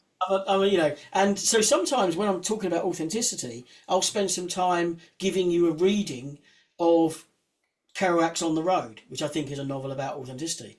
And I don't do that as a skilled literary theorist. I do it as a philosopher reading literature. But nevertheless, I'm quite happy to use literature. I talk about Samuel Beckett's work a lot. I'm quite happy to use literature, to use theatre, to use art, as it was part of the argument, as much as I am willing to use science or straight philosophical reflection. I think I always thought of cognitive science as a kind of interdisciplinary sort of movement, and now I think of it more broadly as the cognitive humanities, as an interdisciplinary movement. And I see myself as engaging as a kind of theoretical, if you like, cognitive humanist, using my philosophical skills. So that's how I self-conceive myself now. So I said at the start, I self-identified as a philosopher of cognitive science. I now self-identify a little bit differently. I mean, in a way, I was just thinking that ties in really nicely with some of the big thinkers in the phenomenological tradition, right? Because one of the nice features as well for many people, also sort of more in the public sphere that are not so much in academic philosophy, about people like Sartre, for example, and Simone de Beauvoir and so on, is that they were both sort of writers, right, and philosophers as well. And I guess Merleau-Ponty's work in his engagement with Impressionist painting as a way of understanding vision and how we actually see is also, I think, maybe a good example of that idea, right, of really engaging with, obviously, the arts and humanities and trying to understand the structures of experience that matter to us and that that shape our experience of the world.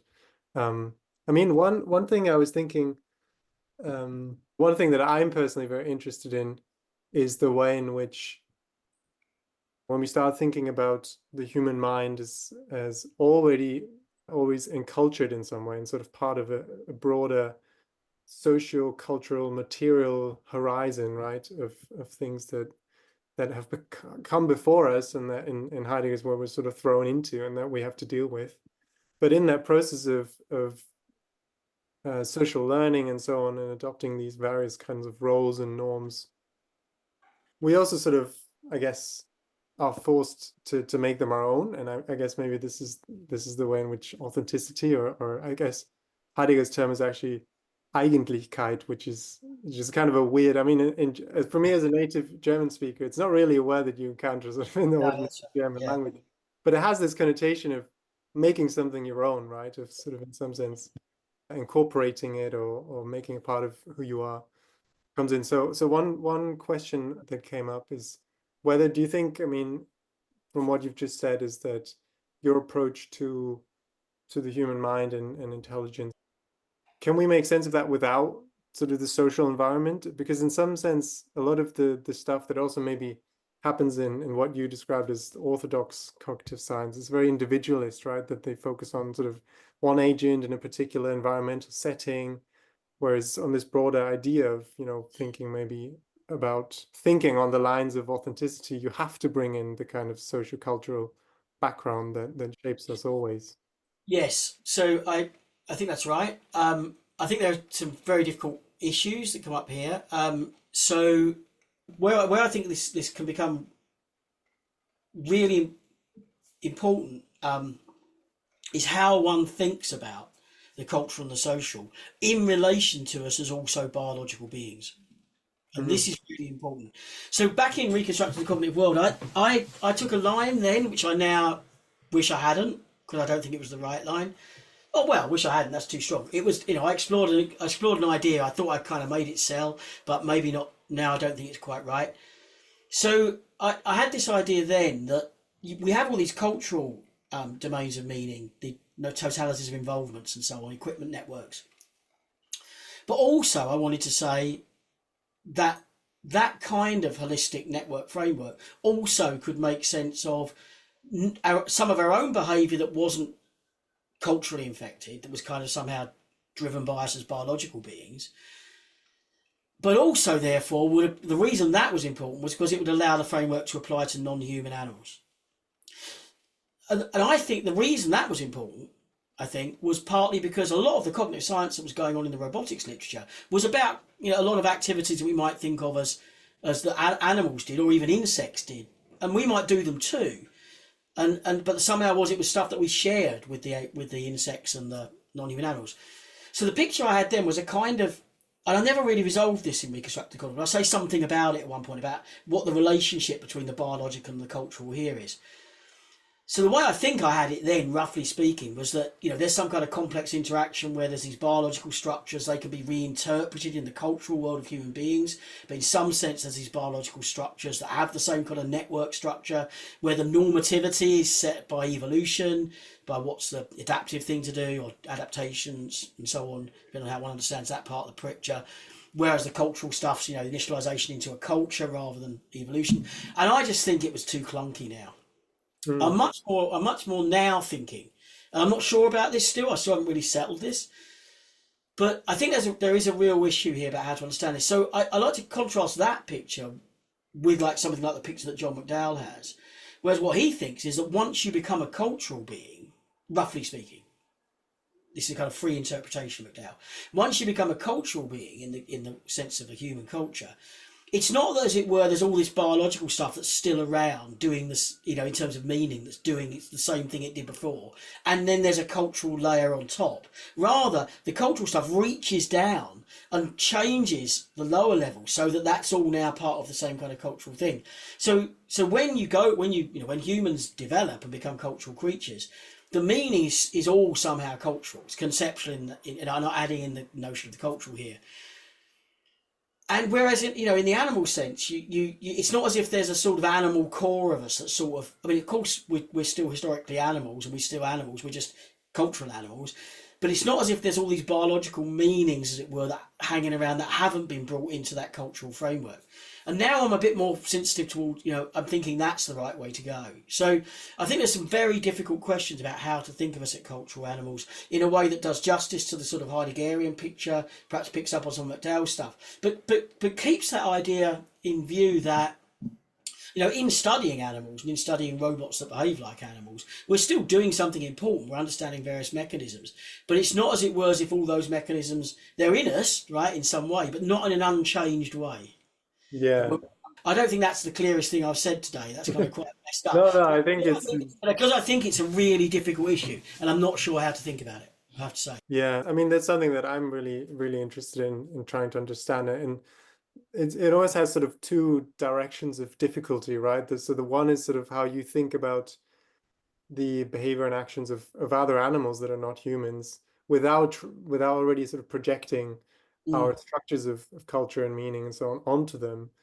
And the other is to try and understand how in the human case, this kind of entanglement of our, let's say, cultural nature and biological nature actually happens. This brings us all the way back to Heidegger in a way, because one of the things that's really interesting about Heidegger is that he struggled at different points in his career, but always struggled in different ways, but always struggled to make sense of animals. So every now and then he mentions non-human animals. Sometimes he says animals have no world, i.e. animals live in meaningless worlds, right? Yeah. Or sorry, there's no world, there's no meaning. They don't live in the world at all, because worlds are only worlds of meaning, and there is no meaning.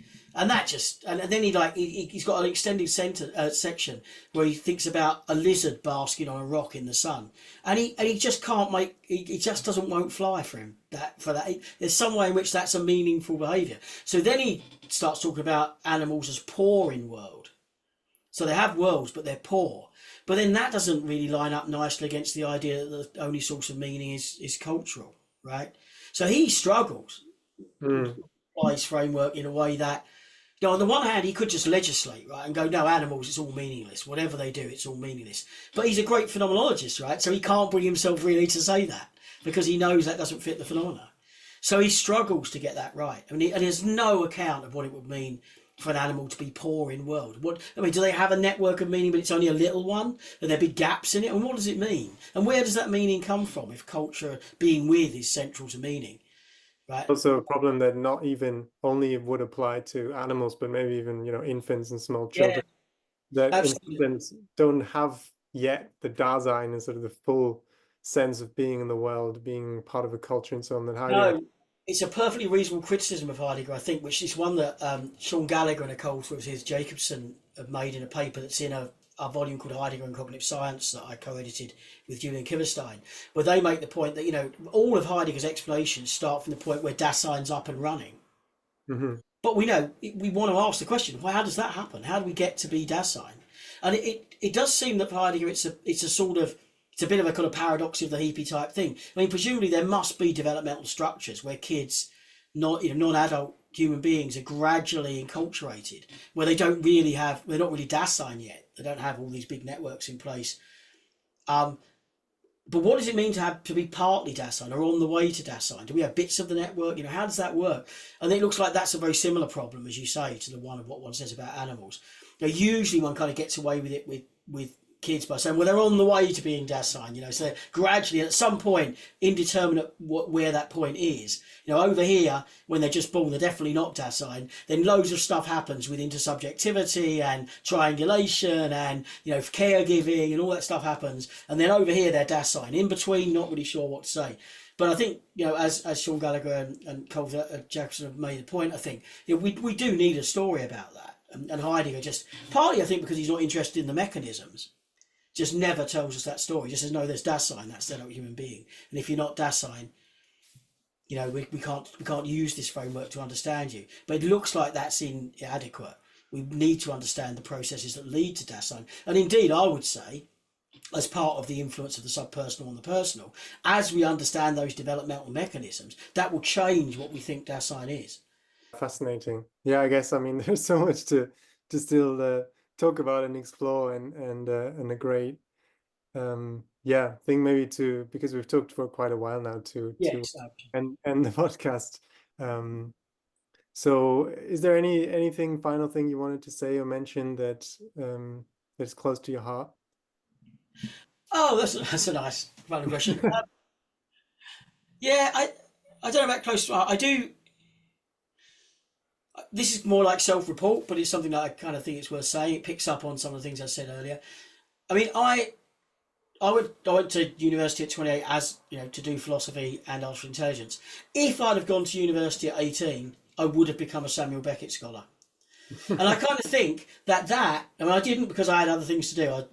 You know, another life before I went to university, and but I think that stayed with me, that love of particularly Beckett and Joyce and other things like that. So I think what's really happening with my current work, although I talked about it as this kind of, you know, interesting intellectual development, is I've found a way to integrate all those initial interests in literature into being a philosopher of cognitive science. And I think that's in, you know, as I freely admit, you know, coming into my final run-in before I retire, I think, you know, I'm glad to have found a way to like finally get to write about Beckett and Joyce and Kerouac and others, and yet still make people who cared about cognitive science listen. I mean, it sounds very much like you're in the process of becoming very authentic. I mean, you always In some sense, yeah, yeah. going back to your roots of your Yes, self. definitely do. But no, exciting. I can't wait to read the book when it comes out. And yeah, thank you so much for the very rich conversation. Oh, thank you. It's really interesting. And yeah, I hope people listening found it interesting.